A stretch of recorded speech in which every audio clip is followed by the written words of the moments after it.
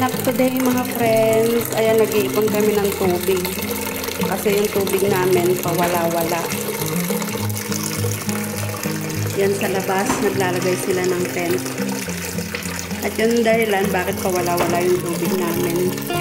Kasi dun sa baba mga friends, yung kapatid ng aming landlady is nag-pass away. Nasa piling na siya ngayon ni Lord. And ginagamit nila yung tubig. And parang iisa lang yung linya ng tubig namin dito. Pag ginamit nila sa baba yung tubig, nawawala yung tubig namin dito sa taas. Hindi rin kami makapaglaba dun sa laundry area namin. Kaya dito kami ngayon naglalaba. Ito yung aking labahin. Yung iba nalaban ko na. Yan yung iba. Dito ko ilalagay yung aming tubig. Yan. Kasi mahirap mawalan ng tubig. Lagay mo natin dyan. Yan, lalabang ko pa yan. Pero nakapaglaba ako ng iba.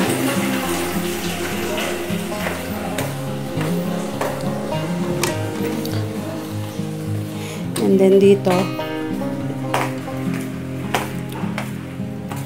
meron din ako mga basyo ng tubig dito. Ayan. Pinuno ko na rin to. Bali, 4 to. Ito yung mga urungin namin. Hindi pa kami nakapag-urong. Kasi nawala pa kaming tubig mula pa kaninang maga. Kagulong-gulong na dito. Naipon na. Hindi ko naman mailagay dun sa labas. Kasi hindi lang naman ako yung gumagamit dun. Kakahiya naman. Kaya nandyan sila nakatambak. Dito sa area na to, dito ako naglaba. Kasi nga, doon sa laundry area namin, ginawa nilang kitchen yan. Busy-busy kasi sila doon.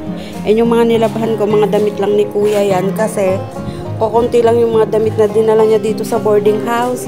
Buti ako, medyo marami yung damit ko. Kaya sabi ko, di baling ako na lang yung mahuling maglaba. Nung nagkaroon ng tubig, inuna ko ng binanlawan yung mga gamit ni Kuya. And dito ko siya isasampay kasi nga, makulimlim pa rin yung panahon, no?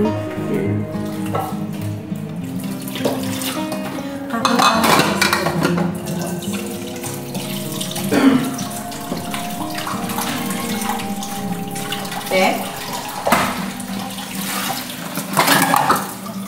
Dinig ninyo yung kantahan nila sa baba. Pagdamag sila kagabi, nagkakantahan sila dyan. Pero ang gandang pakinggan ng mga kanta nila. Wala nang tubig. O, diba, mag-uurong ako tapos wala na namang tubig. Wala pa kahapon, ganyan yung tubig namin. Yung isa kong kasama kanina, pinauna ko ng mag-urong kasi may pupuntahan daw. Kaya sabi ko, sige, mauna ka na mag-urong kasi ako naman hindi naman ako aalis.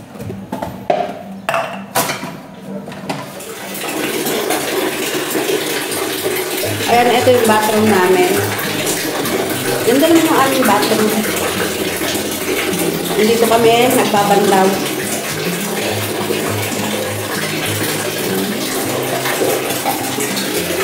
Ito yung ipunan namin ng tubig.